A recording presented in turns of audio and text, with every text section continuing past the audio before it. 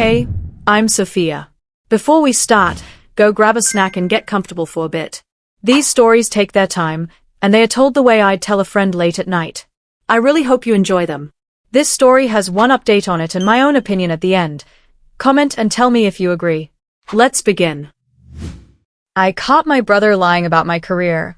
I exposed him and found my own path to success. She's basically just doing admin for a little startup, nothing serious. I help her with her bills when I can.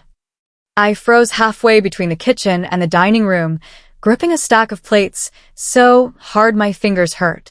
My brother's voice carried clearly over the low hum of everyone talking, like it always did when he was performing.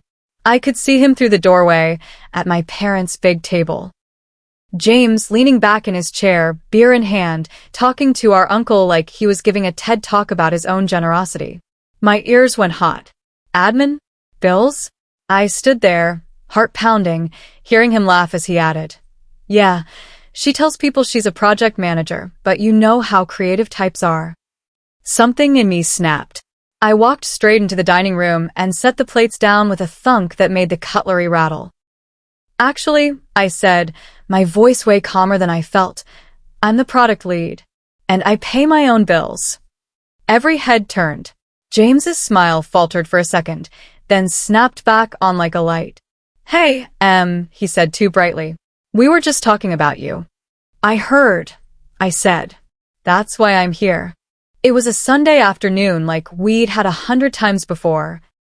My parents' house smelling like roast lamb and garlic. The TV in the background showing some sports game no one was really watching, cousins' kids running up and down the hallway. The kind of day that's supposed to feel easy and familiar. Instead, it felt like I was about to perform surgery on a long-rotting family wound in front of everyone. I guess to explain how we got to me calling my brother out in the middle of family lunch, I need to back up a bit. I'm 28, my brother James is 32, and we grew up in a house where career success was basically the religion. My dad is an accountant, my mom is a nurse, and they worked insane hours when we were kids.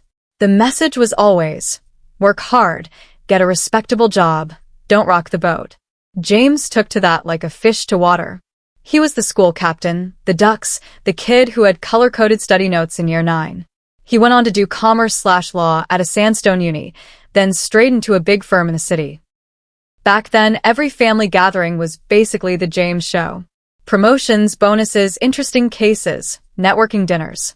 I was not that. I liked to build things. When I was 10, I stayed up until 2 a.m. teaching myself basic HTML so I could make a fan website for my favorite band. In high school, I skipped formal to stay home and finish a hackathon project. I scraped into a computer science degree, nearly dropped out in second year, then finally found my footing in UX and product. For a long time, everyone, including me, framed this as James is the serious one. I'm the flaky one. If I got AB+, it was finally focused. If James got AB+, it was a tragedy. The first time James lied about my career, it was almost subtle. I had just landed my first real job at a mid-sized tech company as a junior product manager. It was a big deal for me. The interview process had been brutal, and I'd prepared for weeks. They'd chosen me over people with more experience because they said I knew how users thought.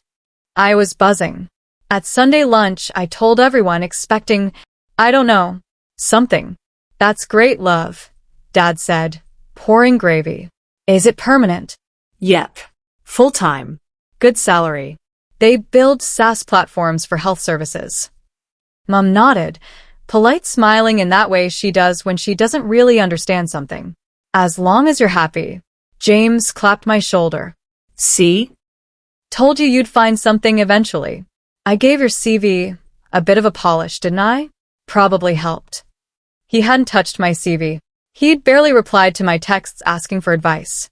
But everyone at the table looked at him like he was the benevolent older brother, guiding his silly little sister. I opened my mouth to correct him, saw Mom's proud face, and swallowed it. It became a pattern. If I mentioned a project going well, he'd chime in with, "Yeah, I told her she should pitch it like this," when he hadn't. When I got promoted to mid-level PM after 2 years, Mom told the relatives, James helped her negotiate her salary. He hadn't. I had. I'd spent nights reading negotiation forums and practicing lines in the mirror until my voice didn't shake. The lies got bolder after the pandemic when things at my company went south. We had layoffs. I was one of them. It sucked. It wasn't I got fired for being terrible. It was half the product team got cut, but it still wrecked me for a while. I told my parents, trying to be honest. I've been laid off. It's not personal. They cut a bunch of us. I've got savings. I'll be okay, but I might need to move back home for a couple of months if it takes a while. Mum fussed. Dad went straight into practical mode, asking about severance. James smirked. So, the glamorous startup life isn't so glamorous, hey? Corporate tech isn't a startup, I muttered. A few weeks later, I overheard Mum on the phone to my aunt. Yes, poor thing. She couldn't handle the pressure, I think. James said tech is very cutthroat. He told her to do something more secure, but you know, Emma. I remember standing in the hallway, feeling like someone had taken all the air out of my lungs. Couldn't handle the pressure? I'd kept my team's roadmap together during the worst of COVID. I'd shipped features on no sleep. But James said, and that was that. I found another job. A better one, actually, at a small but fast-growing startup building tools for disability support organizations. The pay was decent, the team was passionate, and for the first time I felt like my work actually mattered to someone besides shareholders. When I called home to tell them, Dad said, "Is this one more stable?" Mum said, "As long as you don't overwork yourself." James said, "If it doesn't work out, you can always come work under me. Our firm needs admin staff." Admin. I'm not doing admin, I said tightly. I'm a product manager. Again. Titles are just titles, he replied. Anyway, I'll look after you if you need real work. I started pulling back after that. Fewer details, fewer updates. I code-switched my life into something that fit in their heads. Yeah, work's busy. We're launching a new platform. Nah, no boyfriend. And then my startup took off. We locked in a huge contract with the state health department. Overnight, my workload tripled, but so did the impact.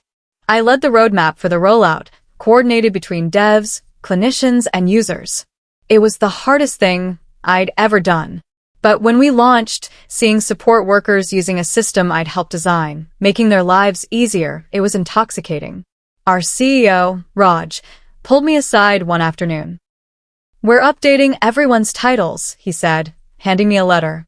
We want clients to understand who's driving what. You've basically been functioning as product lead anyway. Time to make it official. Product lead, service platforms. With a pay bump, I took my parents to a nice cafe the following weekend to tell them. Dad nodded approvingly at the salary increase. Good. You can start saving for a deposit now. Mum smiled. We're happy you're doing well, darling. James stirred his coffee. Lead, he said. Startups love fancy titles. Does that mean you have people under you, or is it just you? I have 2 junior PMs and a UX researcher, I said. I manage the product side of the platform. He shrugged. Just be careful. I've seen this stuff fall apart. If it does, we'll help you find something more stable. It was always that same note. Your work is not real, not permanent, not respectable. I might have kept tolerating it if his lies had stayed inside the family. Annoying, sure, but containable. Then one of my colleagues mentioned him. We were at Friday drinks and Marcos, one of our devs, said, So, random question. Your brother's name is James Turner, right? Works at Fenton and Cole. My stomach dipped. Yeah. Why? I met him at a networking thing, Marcos said, taking a sip of his beer. When I said I worked with you, he was like, oh yeah, Emma works for a little social good startup, but it's more of a side thing while she figures out her career. I've been trying to get her to come into corporate with me. I stared at him. He said, what? And then, Marcos continued, wincing, he joked that you're basically head of making buttons blue. I didn't want to tell you, but it pissed me off. You're the reason half of us know what we're building. That night I lay awake, staring at the ceiling, replaying every dismissive comment James had ever made. It stopped feeling like harmless big brother teasing and started looking like a pattern. He needed me to be the lesser one, the sidekick. the one he helped. The next family lunch was the first time I went in with a plan. I printed out a couple of things. The front page of a trade article about our platform, featuring a quote from me. A redacted version of my offer letter showing my title and salary, an email from the health department contact praising our team. I slid them into a folder in my bag, like evidence for a trial. I didn't intend to use them, unless I had to. Some part of me still hoped I wouldn't. Then I overheard him, making up whole new realities about my life. Yeah, she's basically just doing admin for a little startup, nothing serious. I help her with her bills when I can. Standing there with those plates in hand, something inside me rearranged. So I walked in. I calmly corrected him in front of everyone. And then, heart hammering, I pulled the metaphorical trigger. Since you're all so curious about my little admin job, I said, looking around the table, let me show you what I actually do. I walked back to the hallway, grabbed the folder from my bag, and came back before I lost my nerve. The room was dead quiet except for the football commentators on TV. I turned the volume down with the remote. Emma, this is not the time, Mum whispered. It's the perfect time, I said. My hands shook slightly as I pulled out the article and laid it on the table. This is an industry publication. That's me, talking about the platform I lead. I added the partially redacted offer letter, the printed email. This is my title. This is my salary. I don't need James to help me pay my bills. I never have. My uncle picked up the paper, eyebrows rising. Product lead, he read. Dame Eminência. This is impressive. Dad frowned, looking between the documents and James. James said you were just doing casual work.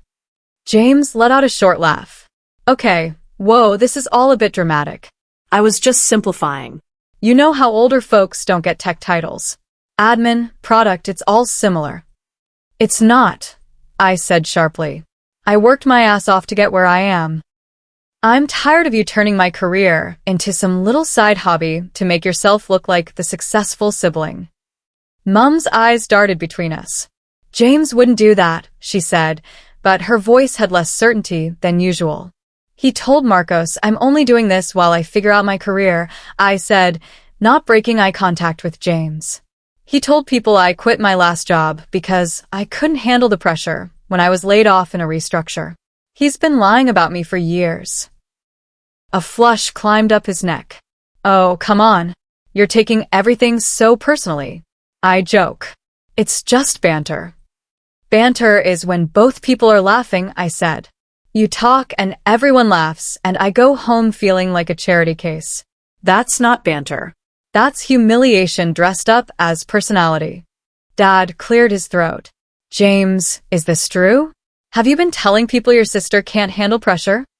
James opened his mouth, closed it, then shrugged. I might have said something like that once. It was a misunderstanding. No, it wasn't, I said. My voice was shaking now, but I kept going. You need me to be the mess, so you look better. Every time I get a win, you either take credit or minimize it. You get to be the successful lawyer, and I get to be the little sister you rescue. I'm done playing that part. Silence. My cousin's kid wandered in, sensed the tension, and backed right out again. Mum finally spoke, sounding small. We didn't know. James said you were struggling. He said you needed help. I needed support, I said. Not a PR campaign about how incompetent I am. James scoffed. This is ridiculous.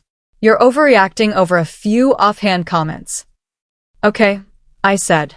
If they're just comments, they won't bother you if I correct them, right? I pull my phone from my pocket and open LinkedIn, tapping a few times.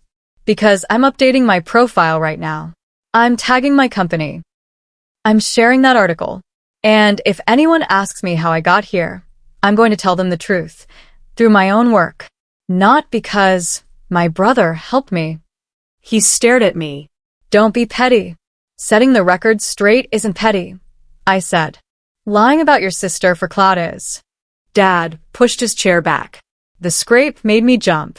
Enough, he said, looking at James. I don't like this. Making your sister look bad so you look good? That's not how I raised you. For once, the The lecture wasn't aimed at me. I almost didn't know what to do with that. Mum reached for the article, scanning it with wet eyes. I didn't realize this was so big, she murmured. You didn't ask, I said softly. You just asked James. It wasn't some triumphant movie moment where everyone apologized and hugged. After that, lunch was awkward and quiet. People picked at their food. The football commentators rambled to fill the silence. None of us could. But I went home lighter. For the first time, I'd refused to let my story be rewritten by someone who benefited from me staying small. And that was the start of me really finding my own path to success, one where my brother's version of events didn't matter as much as my own. Because if he was going to lie about my career, then I needed to stop letting him be the narrator of my life. And I have. At least mostly. Okay, stepping outside the story for a minute because this family dynamic needs a little forensic analysis. First off, Emma is not overreacting. She's not exploding over one stray comment. She's finally drawing a line after a whole pattern of minimization. James has been quietly eroding her professional credibility for years, first inside the family, then in her actual industry. That goes way beyond sibling teasing. That's reputation sabotage with a smile. What makes it extra toxic is the plausible deniability. On the surface, it all sounds so harmless. I polished her CV. I'm just simplifying. It's banter. But look at the impact. Their parents believe she's unstable, flaky, dependent. Colleagues are being told she's half-committed. That stuff sticks. It changes how people see you, which can absolutely affect opportunities. Emma, meanwhile, has been doing the classic people-pleaser gymnastics. Swallowing her corrections so her mum can feel proud of James, accepting the creative one label because confronting it seems like more trouble than it's worth. It takes real courage to break that script at a crowded lunch table, knowing you'll be painted as dramatic. James? He's that guy whose whole sense of self is built around being the successful one. Instead of enjoying his own achievements, he needs a comparison point. The idea of Emma being independently successful threatens the story he tells about himself, so he keeps her in the role of the struggling sister he occasionally rescues. It's ugly, but sadly not uncommon. The parents aren't innocent either. They outsourced understanding Emma's world to James and never cross-checked. Intentions might be, we worry, but the result is still that they believe the child who already fits their idea of success. Anyway, that was the first explosion. It gets more interesting from here. Update, 10 months later. Hey, it's Emma again. A lot has happened since the great roast lamb intervention. For the first couple of months after that lunch, things were frosty. Mum sent a few "hope you're okay" texts that read more like probes than comfort. Dad forwarded me articles about resilience at work, which I chose to interpret as clumsy support rather than subtle digs. James and I didn't speak at all. He left our siblings group chat and made a new one with just my parents and cousins, which frankly told me everything I needed to know. On the work side, though, my life kind of exploded, in a good way. Our platform's rollout got picked up by a national paper in a piece about disability support reform.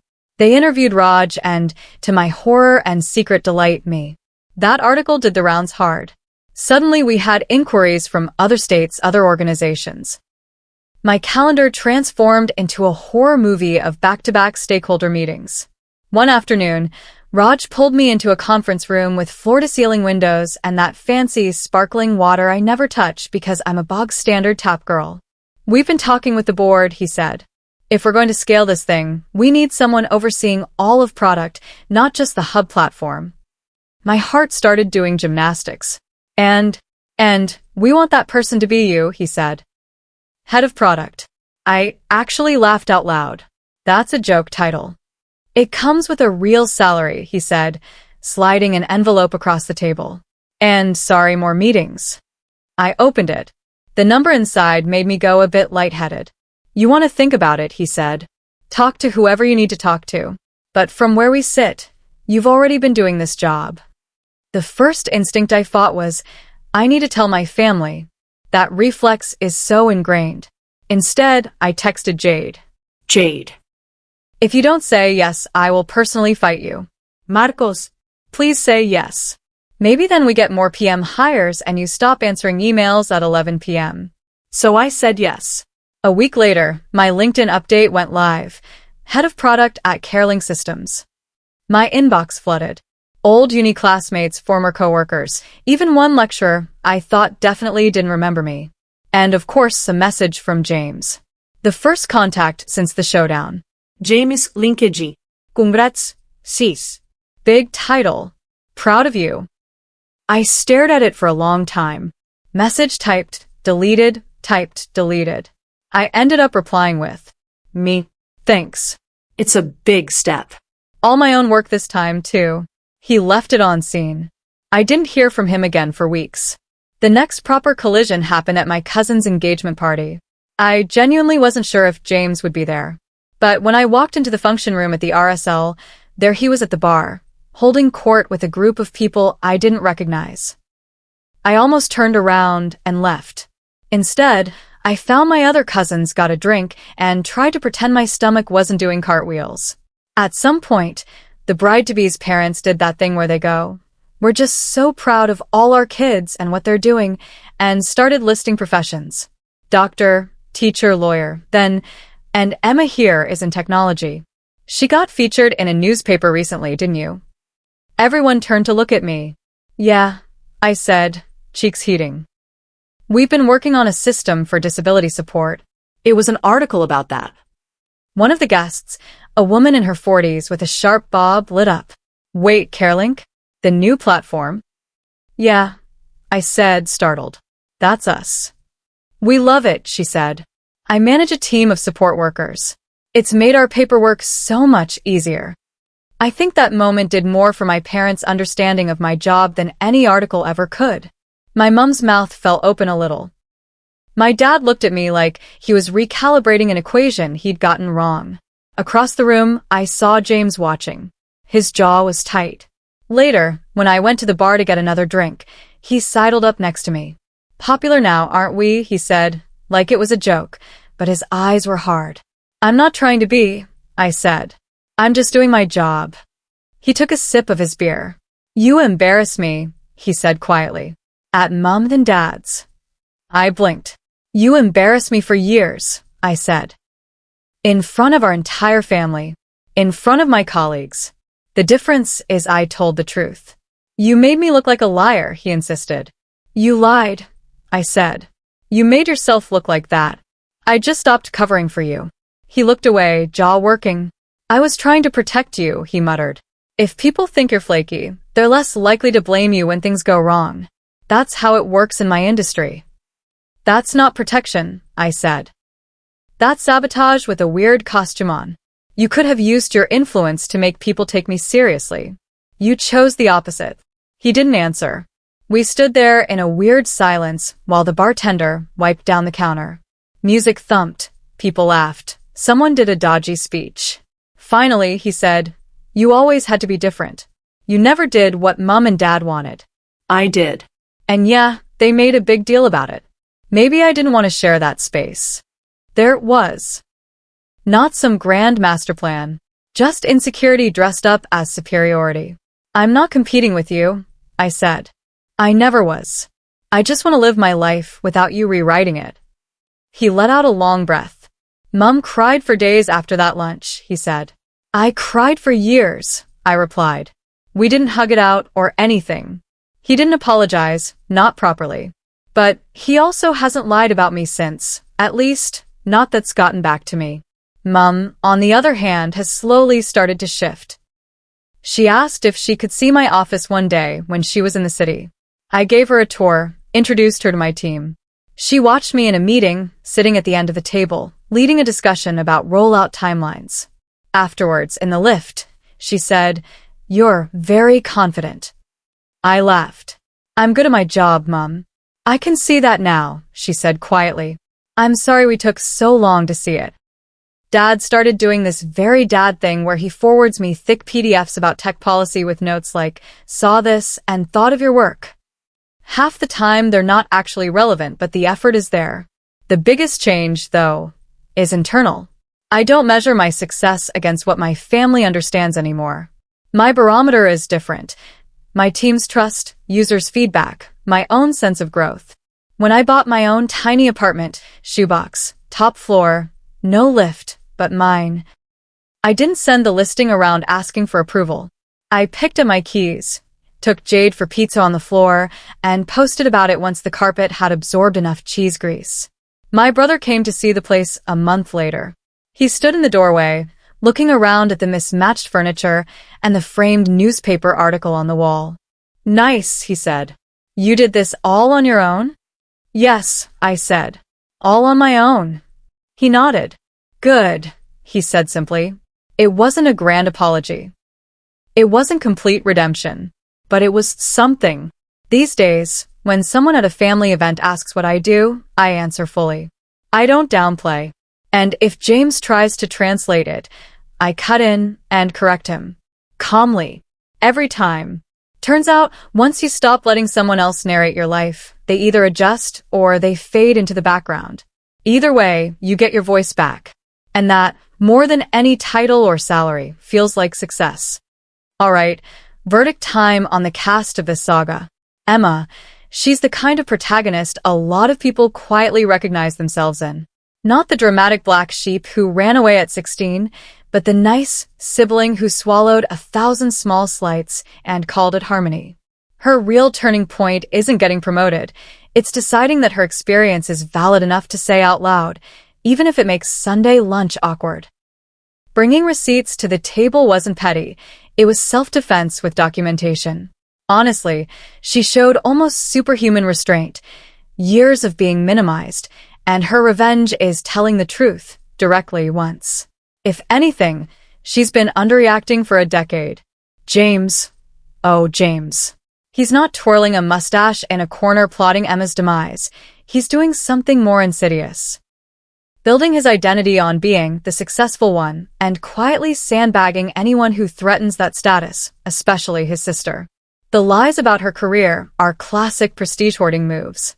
Every time he downplays her work, admin, side thing, figuring out her career, he tops up his own myth as the stable, serious child. When confronted, he hides behind banter and protection, which is very on brand for someone who doesn't want to see himself as a bad guy. His little confession at the bar, "Maybe I didn't want to share that space," is probably the most honest thing he said. He's not irredeemable, but if this were Reddit, I'd give him a solid, needs intensive therapy and a long break from being the family's main character. Mom and Dad, these two are like many parents, well-intentioned, deeply flawed, and lazy about updating their internal software. They picked the child whose path they understood and outsourced all Emma translation to him, then acted shocked when his version turned out to be skewed. Their sin isn't cartoon cruelty, it's negligence. They never bothered to see Emma's world with their own eyes until it was in the newspaper or physically in front of them. That said, they actually do something a lot of parents don't. They adjust. Mom visiting the office, Dad forwarding clumsy articles. That's them trying to rebuild the bridge. They won't win any Parenting of the Year awards retroactively, but they've moved from defensive and blind to awkward but trying, which in the real world is as close to redemption as you're likely to get. The outcome, the most satisfying part of the story, isn't that Emma becomes head of product, though we love that for her, or even that strangers validate her work. It's that her internal compass shifts from "do my parents approve?" to "does this feel like my path?" The external wins just make it easier to hold that line. So, is anyone here an irredeemable villain? Not quite. But James absolutely deserved to be exposed, and Emma absolutely deserved to reclaim her narrative. In the end, the real glow-up isn't the career, it's the spine she finally lets herself have.